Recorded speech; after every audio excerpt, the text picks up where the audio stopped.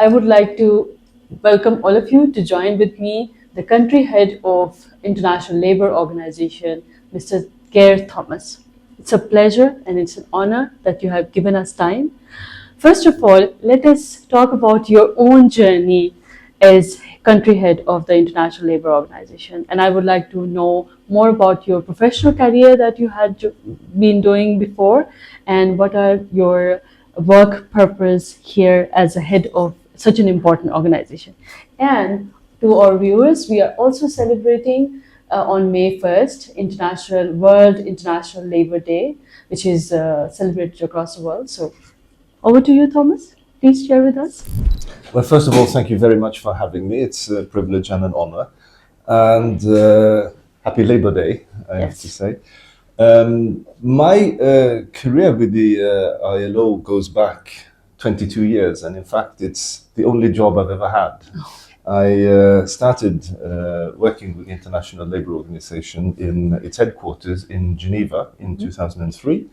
I was then in the Bureau for Gender Equality, and after a period there, I moved to the field and joined the ILO's regional office for Africa. So I was based in Addis Ababa, Ethiopia for just over 6 years. And then I returned to our headquarters in Geneva, Switzerland, where I had several functions before being appointed country director of the ILO's office here in Pakistan. And I was very excited to be nominated, and I've thoroughly enjoyed the almost 2.5 years that I've had here so far. It's been a true privilege. Okay. Thank you so much for joining us here in Pakistan. As you see that Pakistan has its own set of different challenges, but at the same time, what we truly believe are the opportunities that are there for organizations like ILO. So I would like to know that while you're working here in Pakistan, what are the different challenges and opportunities that you see in Pakistan regarding labor, employment, and what are your previous role? And while you are sitting laying down in your office, you see, okay, I can compare the previous role that I had in countries and how they are different or they are diversified here in Pakistan. Well, first of all, Pakistan is a vast country. And as we know, it's also a country with a devolved governance structure, which means that we work not only at federal level, but also at provincial level. And a lot of our activities take place in the provinces. And that is where you find the majority of our projects and programs. The ILO has had a presence in Pakistan since the early 1970s. And our focus in Pakistan is very much on job creation, employment creation, extension of social protection, and occupational safety and health, and lastly, international labor standards. That, of course, is core business for the ILO to encourage our member states to ratify our international labor standards in order to provide a more solid framework for countries in which to comply with our conventions. We sign with the government of Pakistan, with the employers' organizations of Pakistan, and with the workers' organizations, what we refer to as a decent work country program. And the current country program was signed in 2023, and it covers the period from 2023 to 2027. And that is our program of work, as it were, for that period. And that's an agreed work plan then with our members, the government employees and workers. And the priorities of that program are very much centered on what I just said: employment, social protection, occupational safety and health, and labor standards. You mentioned challenges. I said it's a big country, and that in itself is a challenge, because the ILO is not a big organization in Pakistan. We have a medium-sized office, but we try as best as we can to have as broad as outreach as possible. And of course, we work with very dedicated partners and constituents, as we call them, which is our membership in Pakistan. And we work along several streams of interventions. And one such stream is our work, for example, in the textile sector. We know that textile, for example, accounts for a lot of the export revenue that Pakistan gains. It's a significant part of the GDP.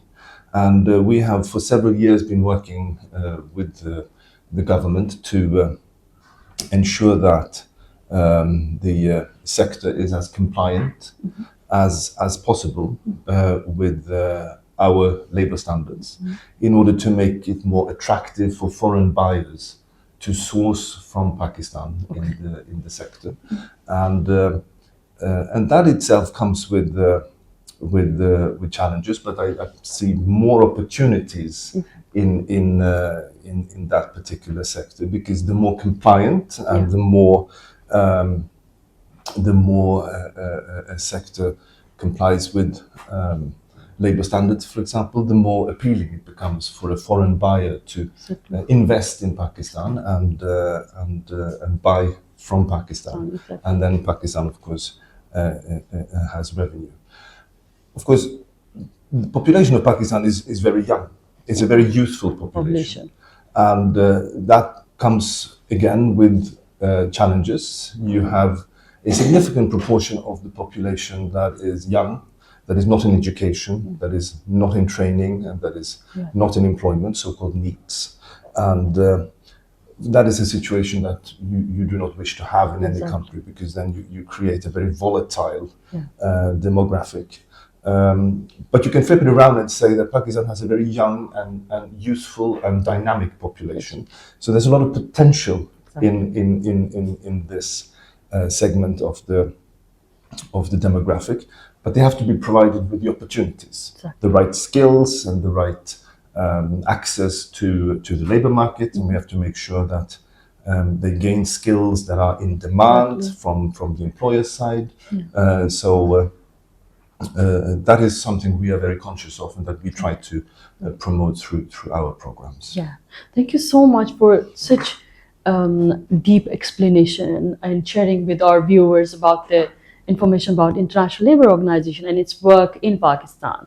So as we are celebrating tomorrow, the 1st May, the Labour Day, I would like to know, and my viewers as well, that what is your personal definition of ILO's mission for today, and especially looking at Pakistan as you're here, and especially when Pakistan is facing a lot of, as you said, demographic challenges, and also there's a lot of economic shifts not only here in Pakistan but globally as well. So what are your personal defined mission for ILO for today? Well, let me start with the fact that tomorrow is Labour Day, and of course that's a day that we in the ILO commemorate every year. Having said that, also to explain to the viewers that the ILO, of course, we're not an international trade union. Our role is very much to bring together the stakeholders in the world of work, the governments, the employers, and the workers, the trade unions, to create a space for social dialogue between the partners. Having said that, with Labour Day coming up, of course, ILO is founded on the very strong principle that labour is not a commodity. And our agenda is the decent work agenda. And our goal is very much to promote conditions for workers in order for them to perform in conditions of freedom, equity, security, and human dignity, their right to work. And that mandate has remained firm ever since the organization was founded in 1919. It is indeed one of the oldest organizations within the United Nations system. Our constitution says in its preamble that if you want peace, cultivate social justice. And that is very much the aspiration that we promote, and that keeps driving our agenda. The agenda of fairness, of equity, and to translate that into the workplace through what we call decent work. So that is what we're doing globally, and that is very much what we're trying to do in Pakistan. Exactly. And what are the current initiatives that your ILO is currently ongoing programs in Pakistan that you are focusing on the vision and mission of ILO here in the country? What are the current ongoing programs that you would like to share with our viewers? Well, we have a lot of programs that focus on what we call the supply chain in the textile industry, for example. One of our largest initiatives works, as I mentioned earlier, with textile producing enterprises in the provinces of Punjab and Sindh. Supporting these enterprises become more compliant with international labor standards, and trying to link them up with foreign brands who then buy products from Pakistan. So it becomes an export-inducing program. And then you may know that Pakistan is a beneficiary of the so-called GSP Plus preferential trade agreement with the European Union. And one of the conditionalities under the GSP Plus arrangement is compliance with ILO's core labor standards. So one of our objectives and aims is precisely to support Pakistan, to support the government, employers and workers to be more compliant in order for Pakistan to continue benefiting from GSP Plus. And then if we go all the way up in the supply chain or down in the supply chain, however you look at it, we also have interventions in the cotton fields where we are working with partners to combat what we call unacceptable forms of work, so child labor, bonded labor, discrimination. So that's one stream of our work. These days we also have a very large focus on occupational safety and health. There are many sectors of the economy that are particularly exposed to workplace accidents and hazards. Doesn't come as a surprise that the mining sector, for example, is one of them. We have interventions in the ship recycling sector, in the beaches of Garani. We have interventions in the agricultural sector. We have interventions in the health sector and the surgical instrument sectors that are particularly brick kiln, that are particularly exposed to unacceptable forms of work, and where workplace accidents are prevalent. So occupational safety and health is very much part of our portfolio. And then, as I mentioned, we are, of course, working to encourage the government to ratify our conventions. ILO has a bibliography of just over 190 labor standards, international labor standards, and we try to encourage member states to ratify them, and then we support the implementation. Pakistan ratified 3 international labor standards this year, and we're very happy about that, and we congratulate the government on that achievement, because this was the first ratification since 2006 by Pakistan of an ILO standard. So this year the government ratified the Maritime Labour Convention, the Labour Convention on statistics, labour market statistics, and lastly they ratified a protocol on bonded labour. So that is very encouraging, and something that we have celebrated with both the government and employers and workers.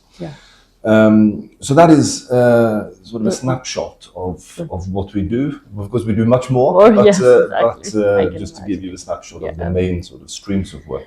Thank you so much for highlighting this important benchmark and celebrating something which is very important for ILO, of course, for Pakistan. One of the important factor is the informal economy in Pakistan as well. And when you look at the informal economy and employment, would you like to share with us that how ILO is helping and addressing in any way possible through the informal economy and the labor laws that are existing? How you are extending the help to the government of Pakistan or the informal companies who are operating, how that is done through ILO? Well, let me first say that I mentioned our conventions, international labour standards. These are applicable to workers both in the formal and informal economy. So that is important to have as a starting point. However, it is challenging that as much as 72% of the workforce engage in the informal sector. And that, of course, means a sector that is not regulated, a sector where the workers do not have rights, they do not have a voice, and they do not have access to workplace protection. Social protection is very much at the mercy of the employer, and this can be informal enterprises, or it can be individual workers who operate on the streets, as we see everywhere. And that is of course something that we are trying to improve. Now, from the very informal to the formal, there is a continuum, and it's a long one. And we have to be realistic that it's going to take a massive effort to bring everyone from the informal sector into the but there is a ladder and a continuum, and our ambition is very much to move along that ladder and to provide better protection, better voice, and more rights for the workers. So we work in particular sectors. I mentioned brick kiln, to organize workers, to give them a voice and a right to bargain for their rights collectively.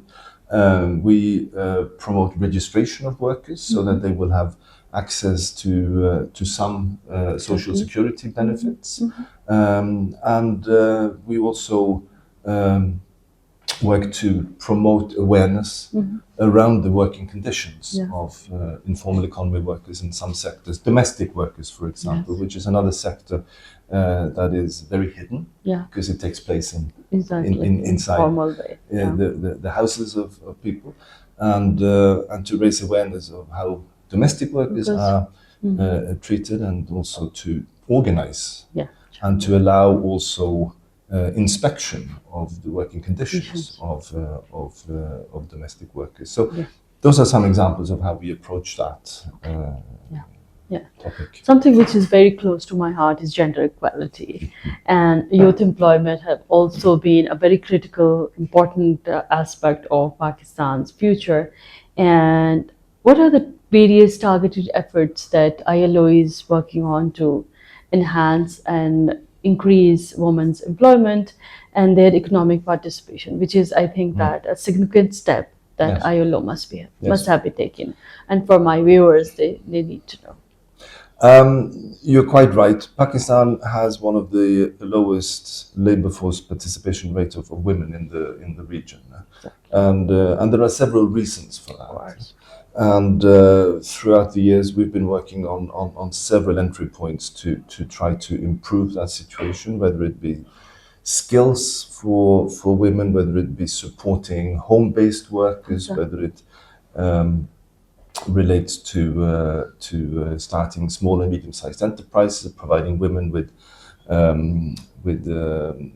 knowledge of how to start and improve their business.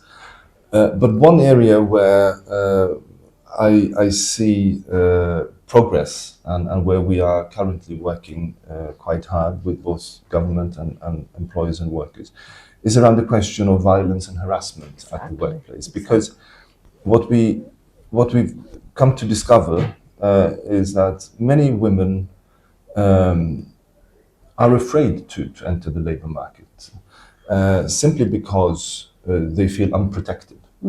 And because workplace violence and harassment is widespread.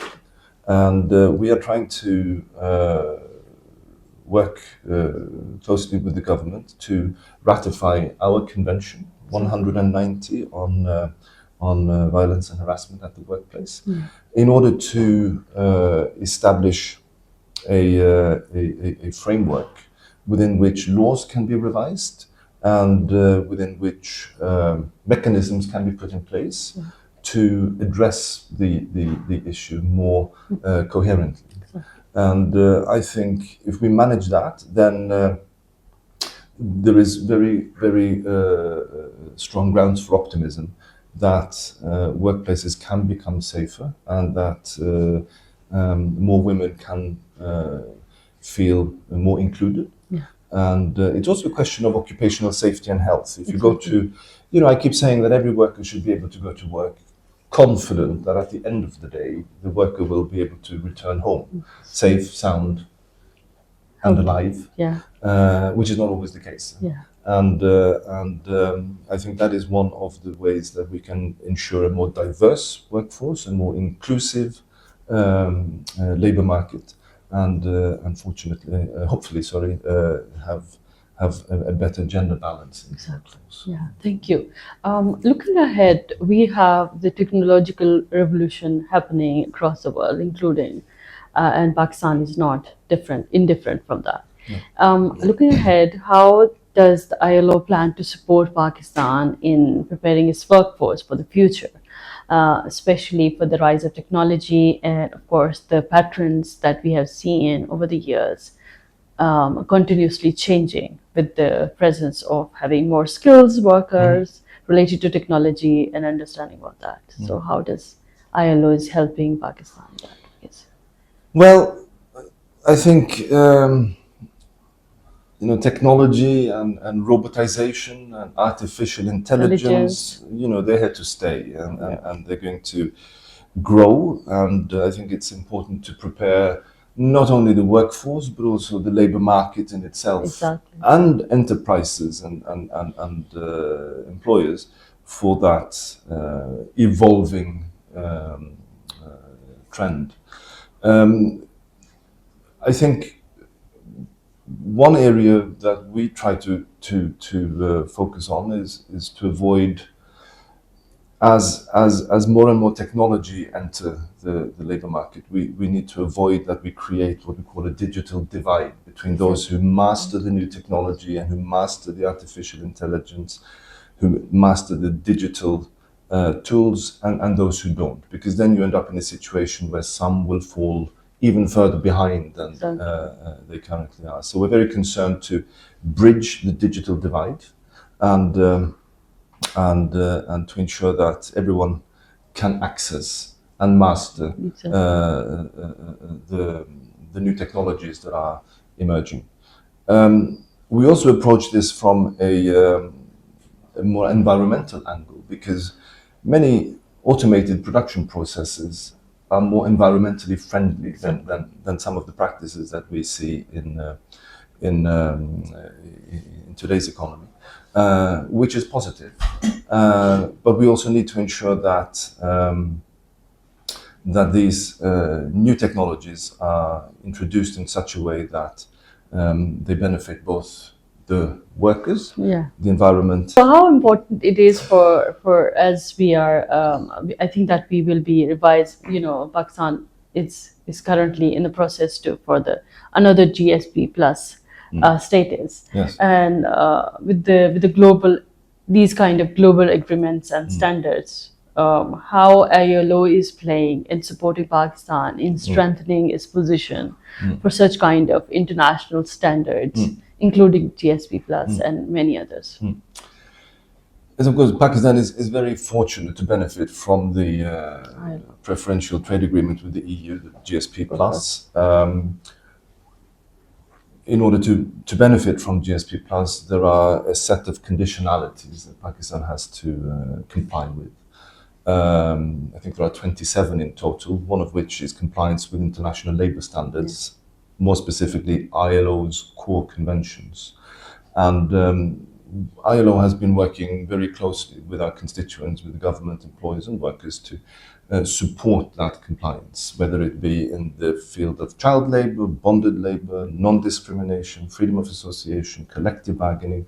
ILO has been working closely to provide support to ensure that Pakistan can comply and continue to benefit from the GSP plus benefits. And we see that it's working. There's been much progress.